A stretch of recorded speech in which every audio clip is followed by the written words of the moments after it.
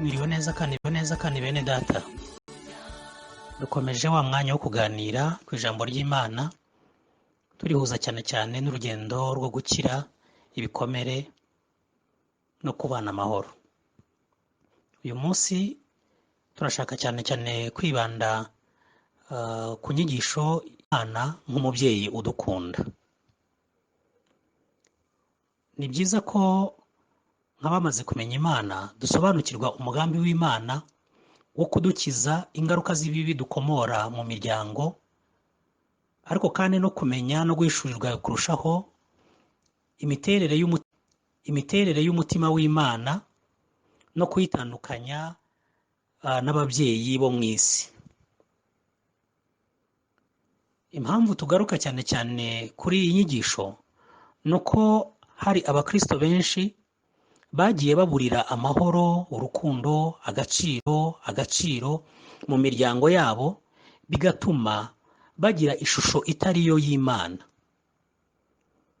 Ibyo kandi bituma bigoye benshi mu bakristo gusabana n'Imana mu buryo buvuye ku mutima koko, no kuba bashobora kwisanga, kuganira, kuko atari ibintu batojwe mu miryango aho bakuriye.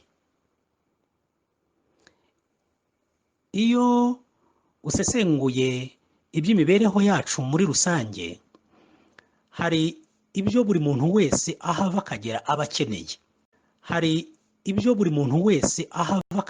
akeneye. Birimo ibice bibiri. Igice cya mbere ni ibyo dukenera byo ku mubiri. Mu byo dukenera byo ku mubiri, turabizi neza twese ko umuntu wese avuka akeneye kurya no kunywa. Umuntu wese akenera kugira aho kuba. Ibi kandi iyo bihuje n'ijambo ry'Imana, ubona ko n'Imana yita kuri ibi bikenerwa by'umubiri. Muribuka mu itangiriro igice cya 2 umurongo wa 9, niho tubona Adamu na Eva yari irimo byose bari bakeneye bigaruka kuri ibi ngibi byo kurya n'ibindi nk'ibyo ngibyo, aho kuba n'ibindi nk'ibyo. Muribuka urugendo rw'Abayisiraheli mu butayu. Imana yakomeje kubamenyera manu n'amazi yo kunywa. Iki ni kigaragaza ko Imana yita ku byo kurya. Muribuka iyo dusoma mu Bami ba mbere igice cya 17 umurongo wa 3 kugeza ku murongo wa 4, niho hari inkuru za Eliya igihe yari ageze kuri ka kagezi Kereti.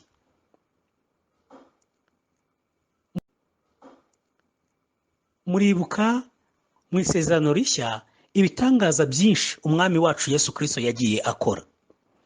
Muri Mariko 6:36-44, muribuka niho yagaburiye abantu barenga 5,000.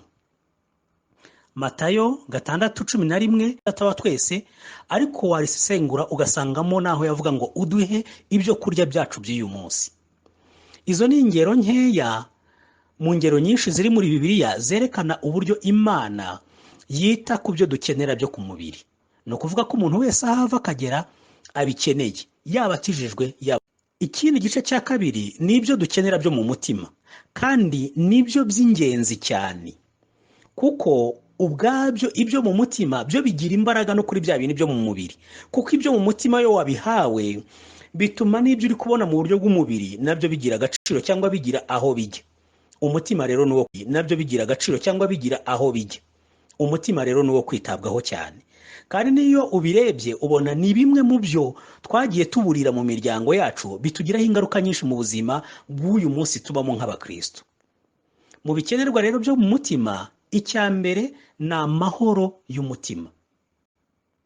Umwana uko ashobora no guhungabana, uko yaba angana kose, ashobora no guhungabana cyangwa kwakira amahoro cyangwa ibyishimo akiri mu nda ya mama we. Nimurebe ibyabaye kuri Mariya na Elizabeth, Luka igice cya 2:41. Abana benshi, urubyiruko rwinshi dufite muri iyi minsi, ni abana bagiye bakurira mu miryango ahantu usanga amahane, mu miryango irimo imirwano, gukubitwa bikomeye, gukubitwa bikomeye, ibitutsi byinshi no kwitwa amazina abaha amakuru mabi atuma batagira wa mutekano cyangwa ya mahoro. Hari ingero nyinshi z'ayo mazina mushobora kubona, abitwa bambyandora, ntaho kagiye, nyangurame, banga kwakira, bera ku menyo n'ayandi mazina menshi murayazi. Ibi rero kwitwa amazina nk'aya ngaya ni kimwe mu bimenyetso byerekana ko aho hantu nta mahoro, ni kimwe mu bimenyetso byerekana ko aho hantu nta mahoro, nta mutekano uhari. Ikindi cya kabiri mu by'umutima ukenera ni agaciro cyangwa kubahwa, guhabwa agaciro. Ibi rero bigaragara gute?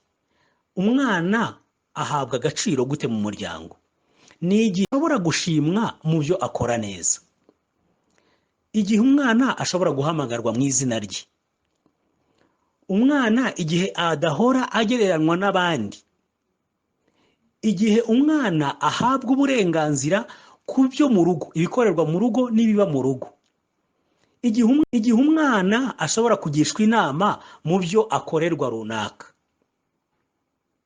Ibyo mbivuze mu ncamake, ariko ni ukureba ngo ese ibi ngibi koko umuntu aho yakuriye, umuryango yakuriyemo, koko aba yabihawe? Icya gatatu mu byo umutima ukenera ni urukundo.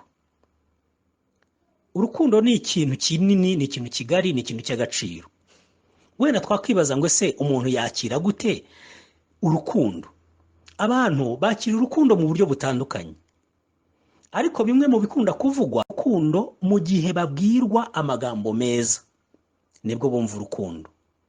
Abandi bavuga ko bakirwa urukundo iyo bakozweho, iyo bahawe uwo mwanya wo kwegerwa. Abandi bavuga ko bahabwa urukundo cyangwa bumva urukundo iyo bahawe impano. Abandi bagaragaza ko bakira urukundo mu gihe bahawe umwanya wo gufatanya mu turimo dutandukanye n'ababyeyi babo cyangwa se n'abandi babarera. Ababyeyi rero benshi banga kwereka abana babo urukundo, bakavuga ko ari ukubica umutima. Bamwe batekereza ko kubereka urukundo bishobora kubagirira nabi aho kubona ko ahubwo bibagirira neza. Bakumva ko iyo babaguriye imyenda, iyo babagaburira, biba bihagije ko baba bamaze kubereka urukundo. Ariko iyo uganiriye n'abana bakubwira ko ababyeyi kubakorera bene nk'ibyo ngibyo atari ikindi, atari ibyo bibereka urukundo, ahubwo ko ari inshingano z'ababyeyi. Igitanga ubutumwa rero ku muntu ko akunzwe si ibyo umukorera, ahubwo ni uburyo ibyo ukoze ubikoramo. Iyo witegereje ubona ko ibi ngibi ari bimwe mu bintu by'ingenzi dukwiye gutekerezaho, kubihabwa ku muntu uwo ari we wese, kuko iyo utabihawe hari ingaruka bigira turi buze kureba. None wowe usubije amaso yawe inyuma, ubona yaba ari cya gice cya mbere cy'ibyo wagombaga kuba warahawe, cya gice cya mbere cy'ibyo wagombaga kuba warahawe bifatika byo ku mubiri, ese warabihawe ku rugero rushimishije? Ese bya bindi twavuze wari ukeneye guhabwa byo mu mutima birimo ya mahoro, birimo ka gaciro, birimo rwa rukundo? Ese aho wakuriye waba warashoboye kugira uwo mugisha wo kubihabwa ku rugero rushimishije? Reka dufata turagaruka mu kanya.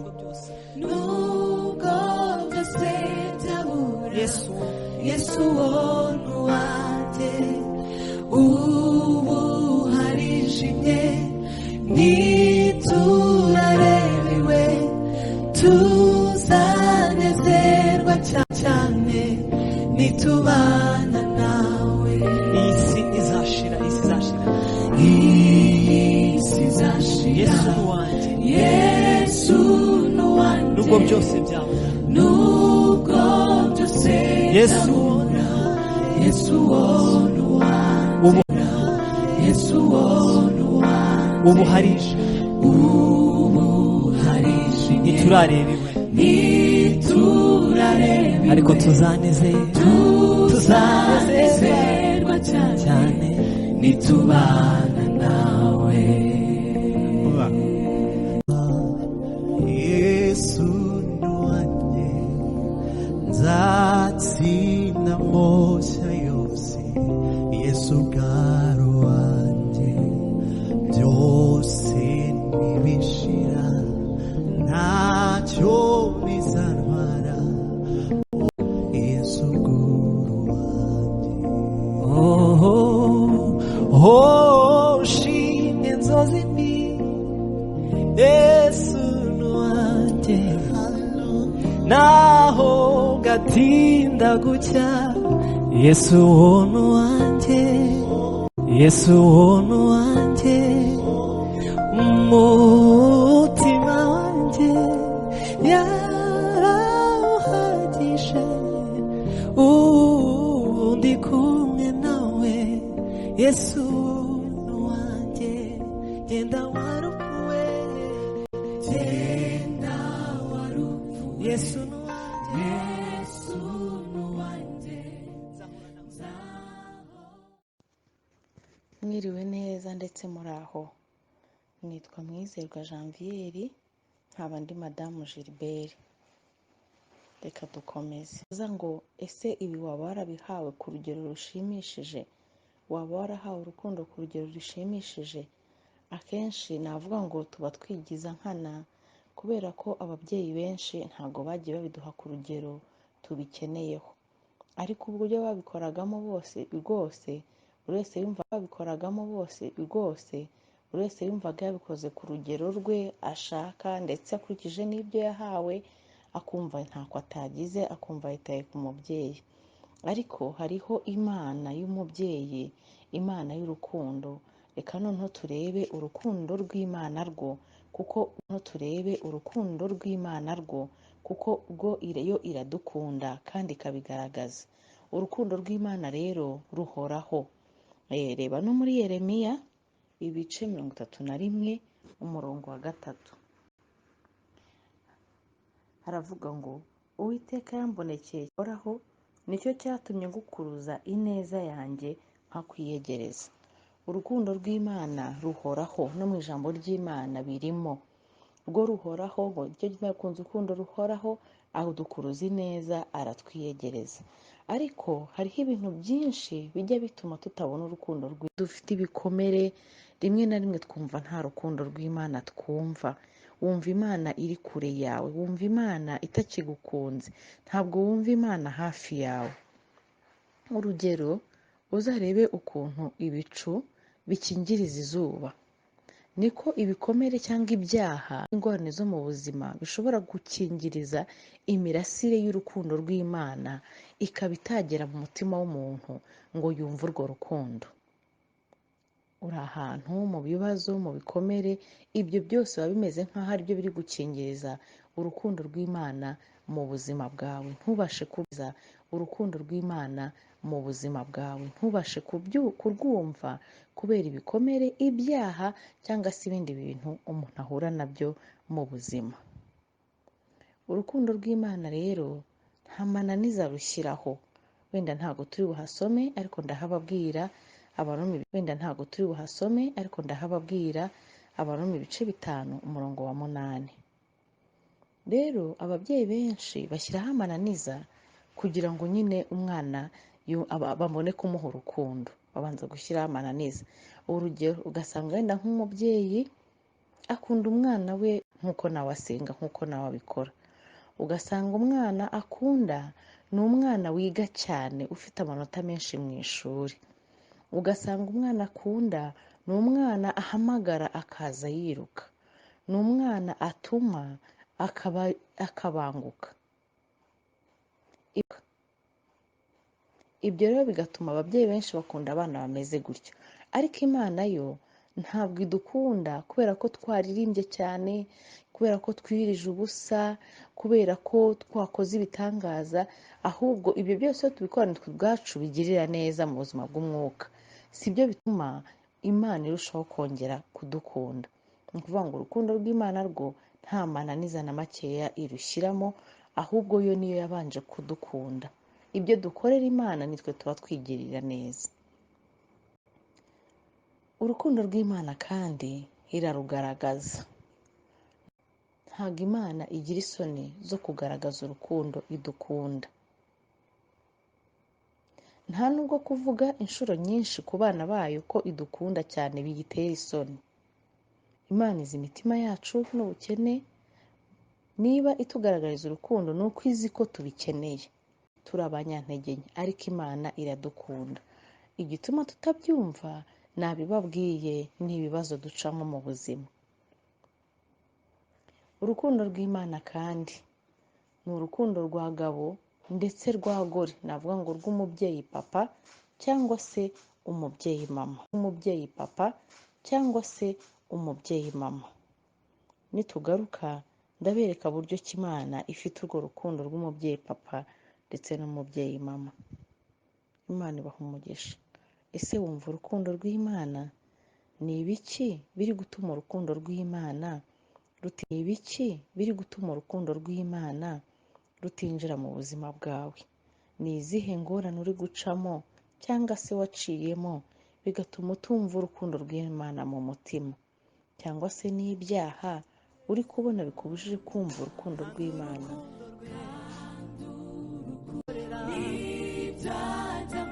Nibyo binyemeza ko, nibyo binyereka ko Yesu ari uwanjye, kandi urukundo rwe n'ibyajya nkorera, n'ibyajya nkorera, nibyo binyereka ko Yesu ari uwanjye, kandi urukundo rwe n'ibyajya nkorera, nibyo binyereka ko Yesu ari uwanjye, kandi urukundo rwe Yesu ari uwanjye, kandi urukundo rwe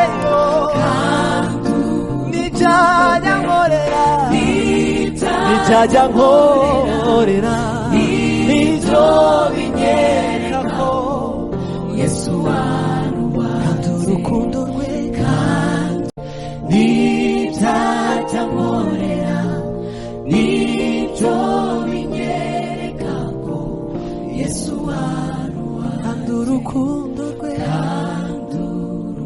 n'ibyajya nkorera, n'ibyajya nkorera, nibyo. Ijambo ry'Imana muri Yesaya ibice 49 umurongo wa 15 haravuga ngo, mbese umugore yakwibagirwa umwana yonsa, ntababarire uwo yibyariye? Icyakora bo babasha kwibagirwa, ariko jye sinzakwibagirwa. Yego, Imana yo idusezeranya ko itazatwibagirwa, kubera ko twagiye tubibona kenshi. Ababyeyi bacu ashobora kuba ari muri rwinshi akibagirwa, ashobora kugira nabi byamugoye akibagirwa kukwitaho, ashobora kugira impamvu zitandukanye, ariko Imana yo mu isezerano ryayo iravuga ngo njyeweho ntabwo nzabibagirwa. Ndetse no muri Yesaya 66 umurongo wa 13 aravuga ngo, nk'uko nyina w'umwana ahumuriza umwana we, niko nzabahumuriza, nzabahumuririzwa Imana izaduhumuriza mu byo ducamo byose, mu bitugoye byose. Twasoje tuvuga ngo Imana ifite urukundo gabo ndetse n'urukundo gore. Muzabirebe, abantu benshi bakunda kubahiriza inshingano, kuko hari abagabo bateye nk'abagore, hakaba n'abagore bateye nk'abagabo, ariko abagabo bateye nk'abagore, hakaba n'abagore bateye nk'abagabo, ariko abagabo benshi, ababyeyi b'abagabo bakunze kugira urukundo rutagaragarira mu marangamutima nubwo baba barufite. Ababyeyi benshi b'abagabo ntabwo bagira urukundo bavuga ku buryo umugabo yabwira umwana ndagukunda. Ni bake cyane ababyeyi b'abapapa ni bake cyane ababyeyi b'abapapa bagiye babwira abana babo ko babakunda. Aha wenda njyewe iyo mpageze ndavuga ngo nagiriye umugisha kuko nagize data unkunda ndetse akajya abimbwira, akambwira ko ankunda, ndi umukobwa mwiza. Ntekereza rero ko ayo mahirwe abantu benshi ntabwo babwira amagambo nk'ayo ugaragaza urukundo rwe mu marangamutima, ariko Imana yo irarugaragaza, Imana yo irarufite, irahumuriza. Ababyeyi b'abagore, umubyeyi mama, bo bafite umwihariko wo gutetesha, kubyinirira, guhendahenda n'ibindi. Ibyo Imana nayo irabishoboye ndetse ishoboye no kubidukorera. Wavuga ute se ko numva ibyo bintu ntabyo nigeze mbona? Uzarebe wenda rimwe na rimwe hari igihe tugira amahirwe, abenshi murasenga ndetse murasenga mwese, ukumva nko mu rusengero cyangwa mu masengesho ukumva Imana iri guhendahenda abantu, bana banjye nimwihane ndabakunda, nzabagirira neza. Amagambo nk'ayo ngayo Imana irayafite, kandi Imana ifite urwo rukundo ruteye gutyo. Mu bushake bw'Imana rero, muri gahunda y'Imana, niko yatekerezaga kugira ngo ibintu bigende neza. Nubwo abenshi babyica bakabivanga bagashaka abagore benshi cyangwa se abagabo benshi, ariko muri gahunda y'Imana mu muryango yabaga ugomba kuba umugabo umwe n'umugore umwe. Abana bagakurira mu rukundo, bitaweho, barindwa ibibi, ndetse n'ibyo bakeneye ku mubiri bakabihabwa, ndetse n'ibyo bakeneye ku mutima bakabihabwa. Bagomba kubihabwa n'umubyeyi papa ndetse n'umubyeyi mama. Ariko uyu munsi ntabwo twakwirengagiza ko hagiye habaho n'amadivorce atuma n'umwana atumva urwo rukundo rwa kibyeyi. Ntabwo twakwirengagiza ko abantu benshi bagiye bakurira mu nduru ntibumve urwo rukundo rwa kibyeyi. Ntabwo twakwirengagiza ko abenshi mu babyeyi bacu burya nabo ntabyo bahawe, kandi icyaha cyangije gahunda y'Imana ku buryo uyu munsi imiryango myinshi usanga itubahiriza inshingano. Niho rero usanga abantu benshi cyangwa se abana benshi baharenganira, ndetse natwe aho twakuriye tukaharenganira. Uretse n'ibyo ngibyo, hari abapfushije umubyeyi umwe cyangwa iby'urukundo atabona ku miryango cyangwa se ku babyeyi bamubyaye. Hari abakuriye mu ishyari n'ubuharike, ibyo nabyo bigatuma batabona urukundo rw'ababyeyi.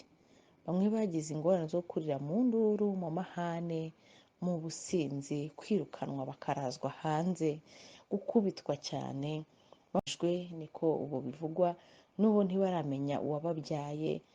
Ugasanga abana benshi ntabwo bigeze babona amahirwe yo gukundwa. Noneho abana bafite ababyeyi cyangwa se bagize umubyeyi mama ntashake, ahubwo akamubyara mu buryo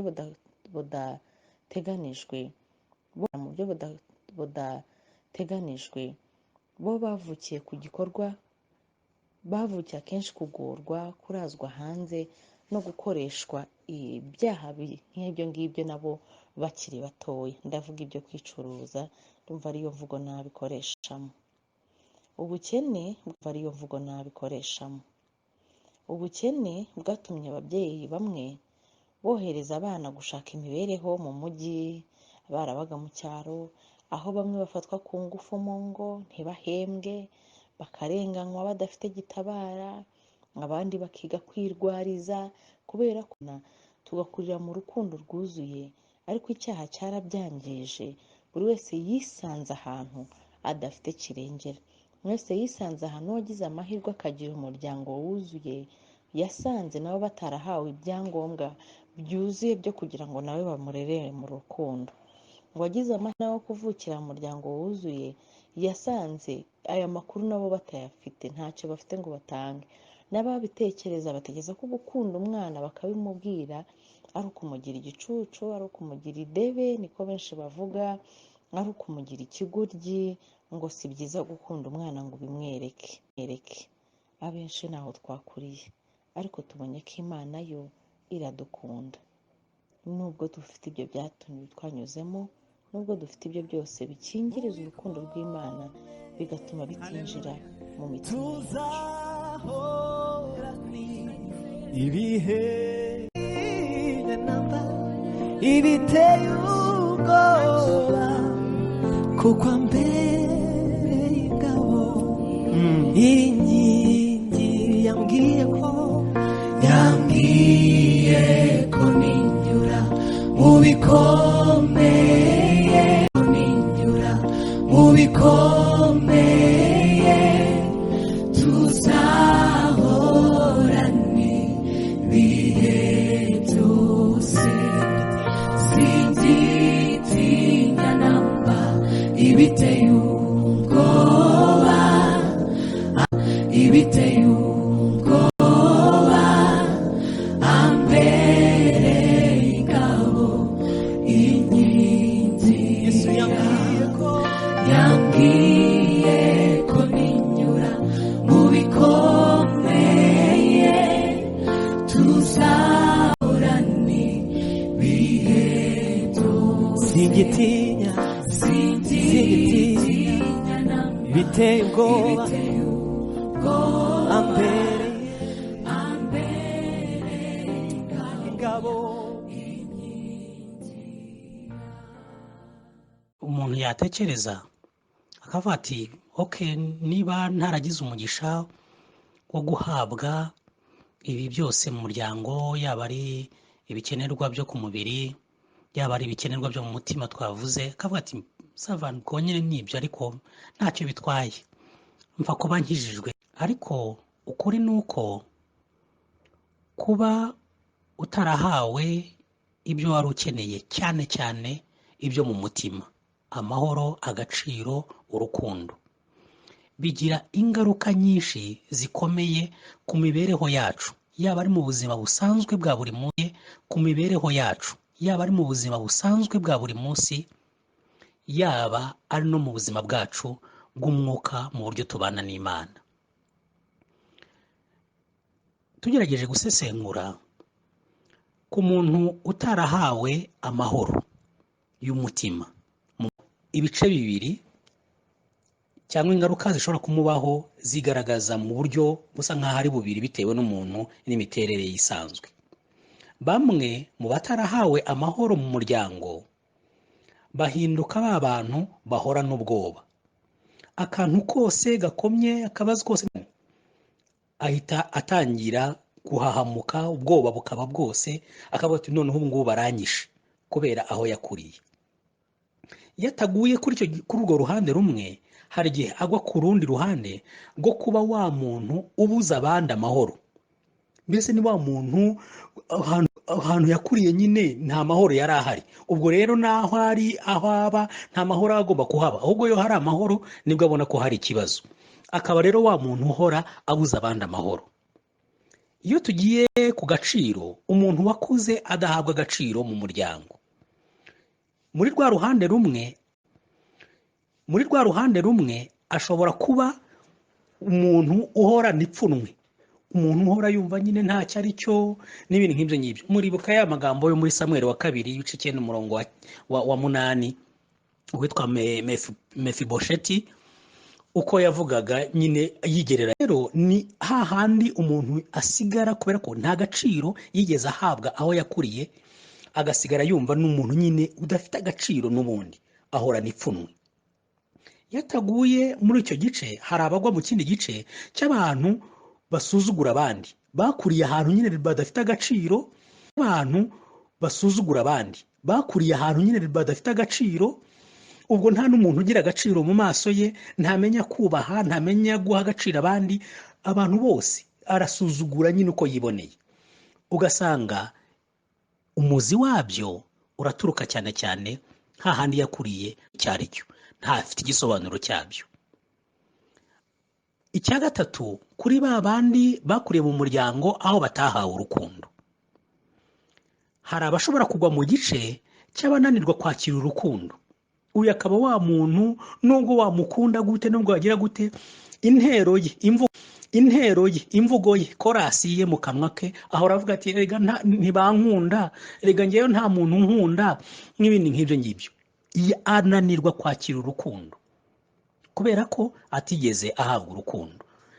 iyo atari icyo gice hari abagwa mu kindi gice cy'abananirwa gukunda.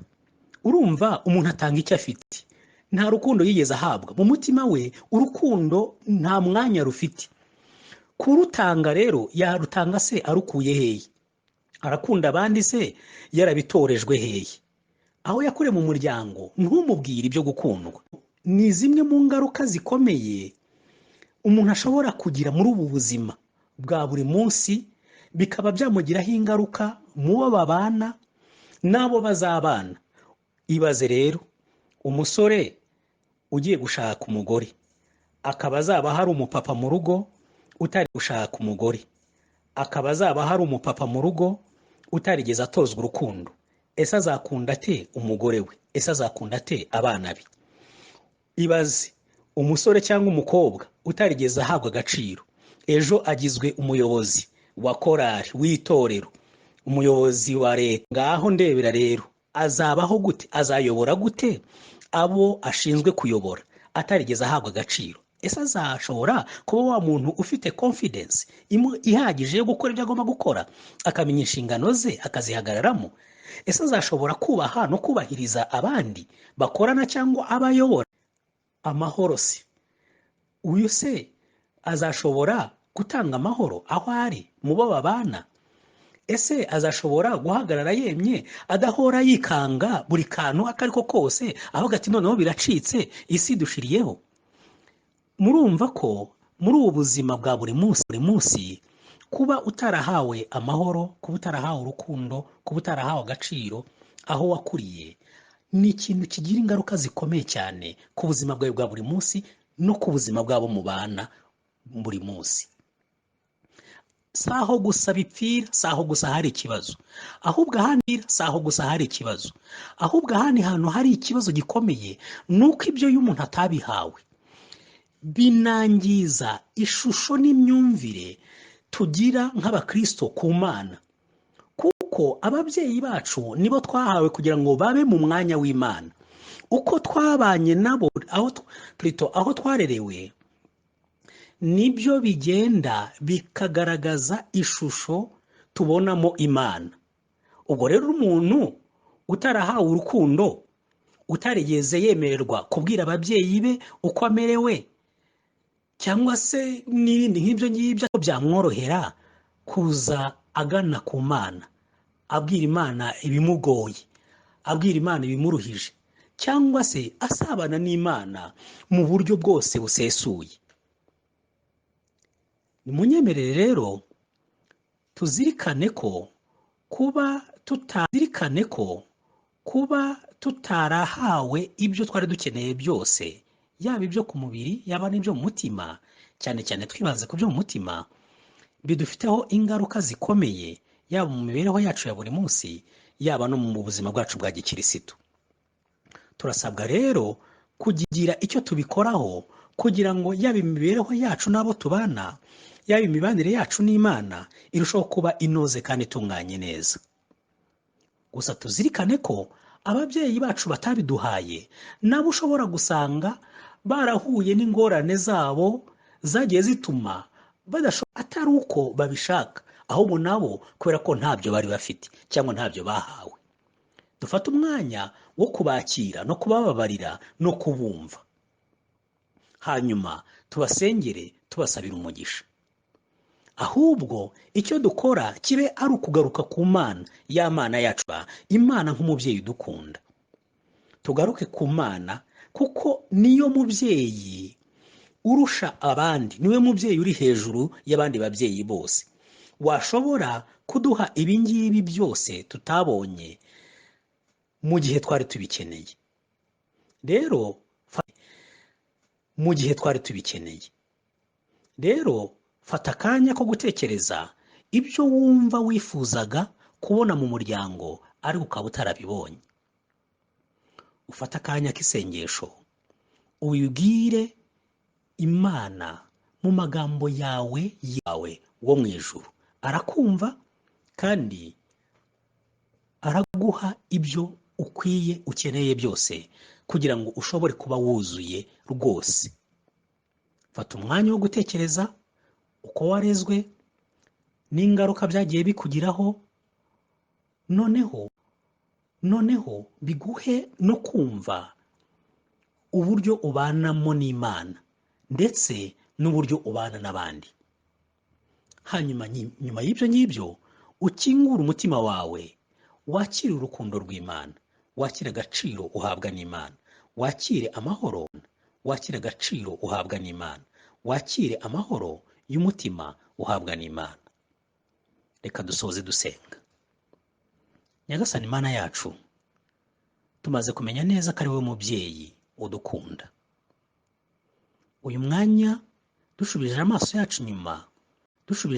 yacu nyuma, tukabona ibyo tutashoboye guhabwa aho twanyuze, aho twakuriye. Dutahuye ko hari ingaruka nyinshi byagiye bitugiraho zashobora kwangiza imibanire yacu n'abandi, ariko kandi byanakwangiza imibanire yacu. Uduhe rwa rukundo rwuzuye imitima yacu ikeneye. Uduhe kwakira ka gaciro kose kuzuye duhabwa nawe. Uduhe kwakira amahoro yose yuzuye y'umutima dukomora kuri wowe. Maze ibyo kubera ko tubihawe nawe. Urakoze Mana kuko wumvishe gusenga kwacu kandi kutugirira neza kurushaho. Mu izina rya Yesu Umukiza wacu. Amen.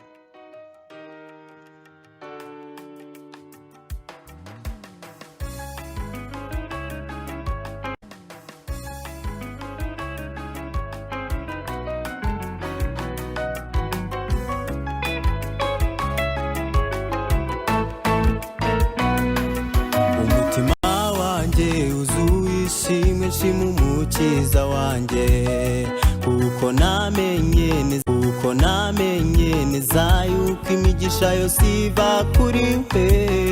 Yavuye mu ijuru aza mu isi kugira ngo mbone agakiza. Niyo mpamvu mpora mushima, naturaho si iryo zina rye. Umutima wanjye uzuranjye, kuko namenye neza yuko imigisha yose iva kuri we. Yavuye mu ijuru aza mu isi kugira ngo mbone agakiza. Niyo mpamvu mpora mushima, naturaho si iryo zina rye. Oh, niba agakiza